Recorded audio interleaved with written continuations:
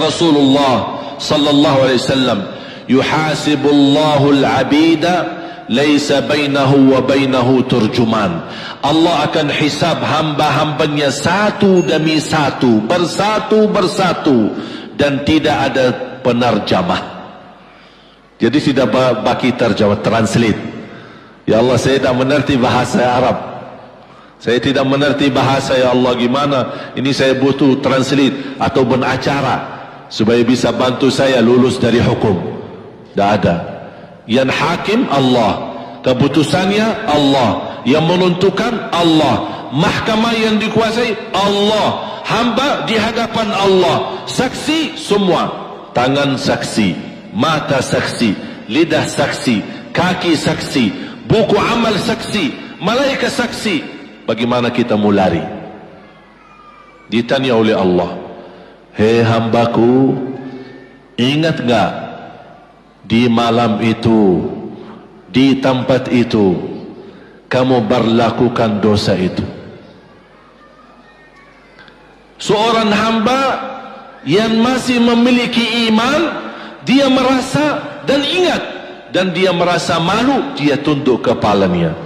Kata Allah, malu ya, malu. Tunduk, ya malu ya Allah, malu.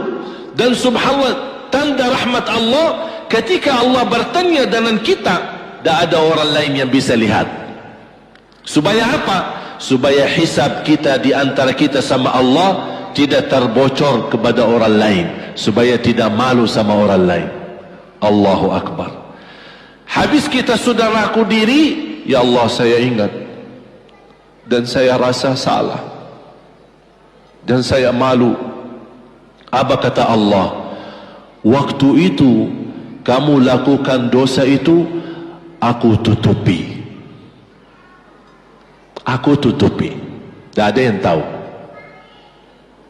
Kita lakukan dosa ini udah sekian tahun, ada yang tahu enggak? Tak ada yang tahu. Karena kita lakukan di saat sembunyi. Kata Allah, di saat itu kamu lakukan dan kamu tahu itu dosa, tapi aku tutupi. Supaya kamu jangan menjadi malu di depan keluarga atau di depan sahabat. Aku tutupi. Dan aku sekarang sudah menutupi dosamu di dunia, dan sekarang aku hapuskan dan ampuni dosamu di akhirat. Allahu Akbar. Disitulah terasa anugerah, ampunan Allah yang maha kuasa. Dan Allah di saat itu mampu menghukum kita. Dan kalau Allah menghukum kita, Allah tidak pernah menzalimi kita. Justru itu keadilan Allah. Tapi Allah tidak memperlakukan keadilannya, justru yang mendahulukan ampunan dan kasih sayangnya. Habis selesai hisab, harus semua tanpa kecuali liwati neraka Jahannam di atas sirat. Sirat yang panjang, yang kejam seperti pedang, yang tipis sampai tidak bisa dilihat oleh mata. Katanya tipisnya seperti, subhanallah, imam bisa jalan di atas rambutnya. Kejam lagi, masuk di atas serat, terus jalan. Di saat itu ada doa yang menyelamatkan kita sampai menuju surga. Nabi Muhammad sallallahu alaihi wasallam, dia sudah duluan. Kalau Sayyidina Abu Bakar berjalanan di atas sirat disebutkan 100 tahun. Tapi Sayyidina Abu Bakar satu langkah di atas sirat, langkah kedua di depan pintu surga. Dahsyat. Ini Sayyidina Abu Bakar seperti itu. Bagaimana Rasul? Rasul sudah menunggu di depan. Mulai manusia satu persatu jalan di atas sirat. Dan Rasul di saat itu sibuk berdoa, Allahumma sallim sallim, ya Allah selamatkan umatku, ummati ummati, ummati ummati, sampai mereka terselesai. Sampai di situ saja. Sebelum masuk surga ada berita gembira untuk umatnya Nabi Muhammad sallallahu alaihi wasallam. Tidak boleh ada yang masuk surga harus berjumpa dengan beliau dulu, bertatap muka, dan disediain minum yang disebut air Al-Kautsar, dan di situ banyak gelas. Tinggal kita ambil gelas dan minum. Begitu kita mau ambil gelas dan minum, datang Rasul, jangan kamu minum langsung dari tanganku sendiri.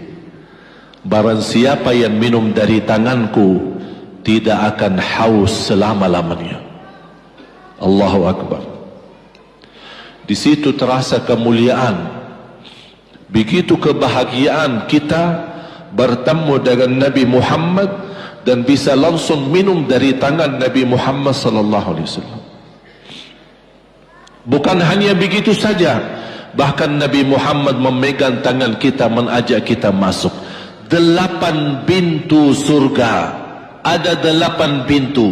Rasul bersabda, 1 pintu luasnya seperti antara langit dan bumi. 1 pintu antara langit dan bumi luasnya. Dan kata Rasulullah, di saat itu akan manusia gesa-gesaan untuk masuk surga. Itu tanda apa? Banyak yang akan masuk. Mudah-mudahan kita terhitung dari yang banyak. Begitu ahli surga masuk, kira-kira Rasul berhenti? Ahli surga sudah masuk, sudah aman? Tidak. Rasul balik lagi, keluar dan menuju dari langkah sirat yang pertama, melihat ada enggak ternyata ada di antara umatnya yang tersisa, yang dosanya terlalu banyak, gesa-gesaan di jalan, merangkak di jalan sampai jatuh di dalam neraka. Rasul mana mereka? Masuk ke neraka.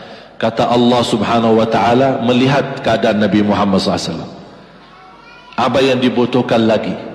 Kata Rasul, ya Allah, saya tidak akan puas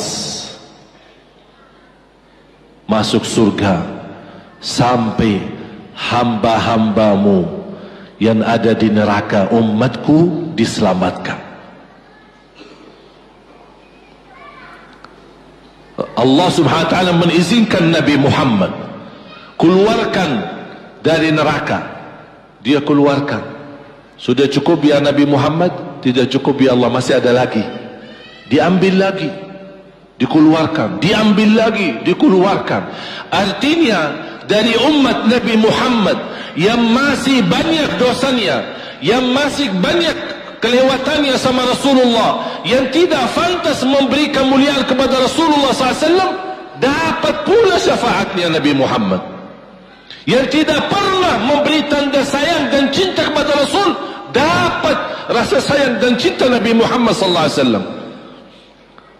Sambil kata malaikat Jibril, demi Allah saya melihat Nabi Muhammad mengambil manusia dari neraka Jahannam, diselamatkan dari siksa dan membawa mereka ke surga. Kata malaikat Jibril, sambil aku kira tidak ada lagi yang tersisa di neraka Jahannam, saking banyaknya yang dikeluarkan oleh Rasul.